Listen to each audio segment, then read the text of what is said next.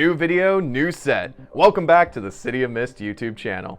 In the City of Mist TTRPG, your crew of players will be equipped from the start with all manner of strange abilities, and they'll only grow stronger as they solve cases and gain improvements. The crew will start out fighting thugs in dark alleyways, and they'll eventually graduate to fighting a mastermind's deadliest minions. At a certain point, the Master of Ceremonies will need to step up their game when it comes to dangers, and that's exactly what this week's video is for.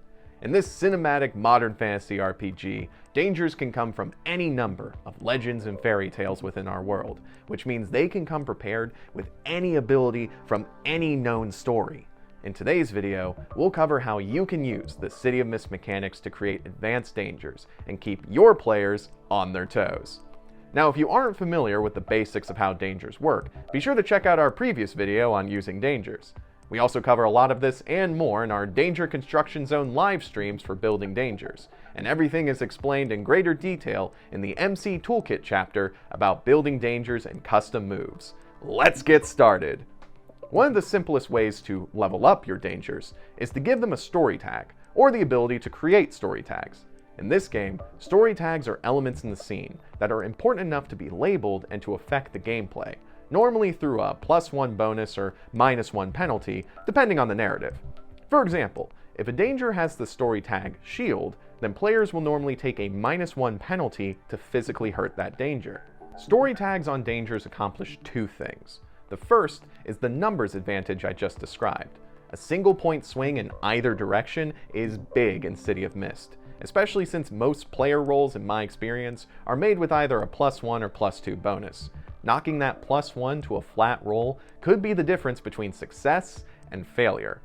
The other thing story tags accomplish is giving your players an additional element to think about.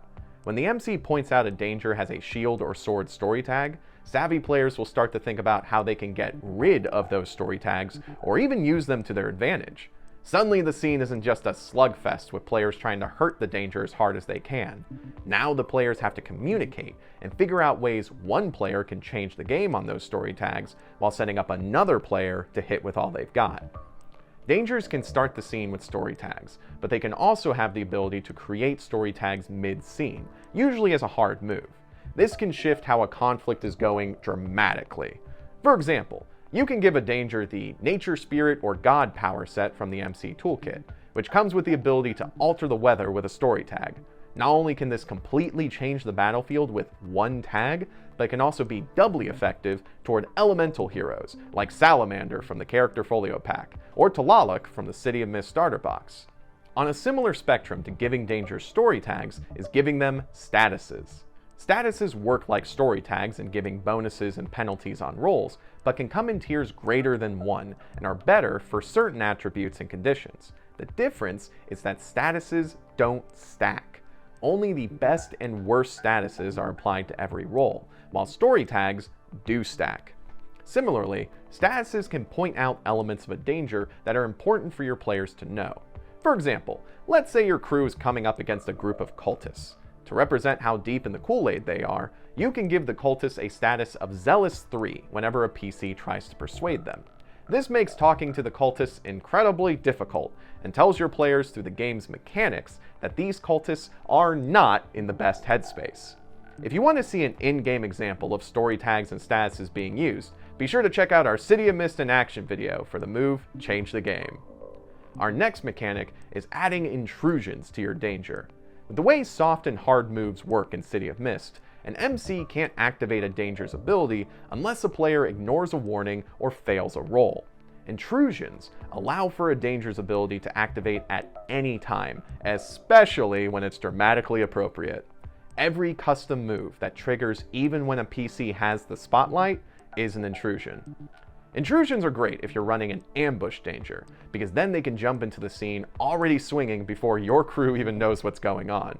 Intrusions are also great for dangers who need to summon minions as soon as a fight breaks out. Whenever I run a necromancer in City of Mist, I make sure their ability to summon zombies or ghosts is an intrusion, because what's a necromancer fight without undead minions? That said, MCs should be careful when using intrusions, as it bypasses a bit of player agency. You don't want to give a player a tier 6 status as an intrusion, because that's essentially pointing at a player and saying, your character's dead. An intrusion works best when it suddenly makes the scene more dramatic and fun while still giving the players a chance to react afterward. The three most common intrusions are starting status or tag, active shield, and status filter. However, there are many custom moves that trigger as an intrusion, such as the bodyguards move that allows a boss to use their henchmen as cannon fodder. A danger can have a hard move that grants them a status or a tag, but that requires your PCs to first fail a roll or ignore a danger long enough for a danger to do so. To increase the challenge, you can give the danger a starting status or tag so they start the scene with it. You can also specify how easy it is for the danger to restore the status if it's taken away. Normally a status can be restored with a hard move, but challenging adversaries can sometimes restore a status with a soft move, which means a PC has to remove it and then the next PC must take action to exploit that moment when the status is down, because the next moment it will be automatically renewed. Our next intrusion is the active shield. Normally combat in City of Mist involves a player having to go toe-to-toe and then having to face danger based on their role and choices.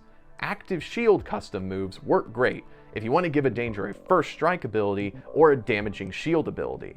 With an active shield, the player will have to face danger first before they even get a chance to strike. This could represent a legendary assassin that can land a fatal strike before you even pull the trigger, or a burning hellworm that scorches anyone who comes in contact with it. Our third intrusion type is the status filter. A status filter reduces the effectiveness of certain types of statuses that hit the danger by shaving off tiers from the effective status afflicted by the PCs, and even ignoring a status if it's too weak to penetrate the filter. It's a form of damage reduction that always works, and usually can't be taken away, like a demigod's innate ability to brush off harm that can be deadly to mortals. When it activates, the MC should let the player know their attack seems to have a lesser effect than they expected, and describe the special effects, if any. Then, reduce the status by the number of tiers listed. Now our final advanced danger mechanic requires thinking past raw game mechanics.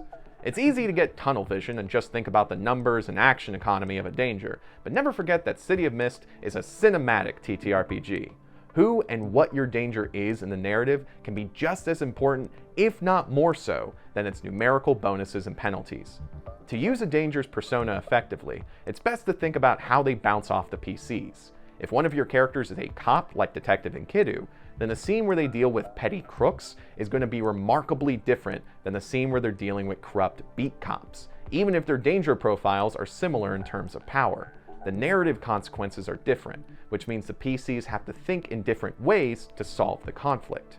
Exploiting a PC's weakness tag through a danger's identity can make this even more direct. The high school ninja Kitsune from the Character Folio pack has a weakness tag labeled "Powers do not work on gods or spirits." As an MC, I see that almost like a contractual obligation to throw spiritual dangers at this PC at some point in the case. If you want to use a danger to its fullest potential, you have to think past the numbers and what it can do in the game. You also have to keep in mind who and what they are in the story. We hope these advanced danger mechanics help notch up the difficulty and excitement at your table. There are still so many ways you can customize a danger, and we'll be sure to have more videos on this subject in the future. What was the most exciting danger your crew has faced in your own game? What danger move was your favorite? Let us know in the comments, on social media, or on the City of Mist Discord. Until then, have fun!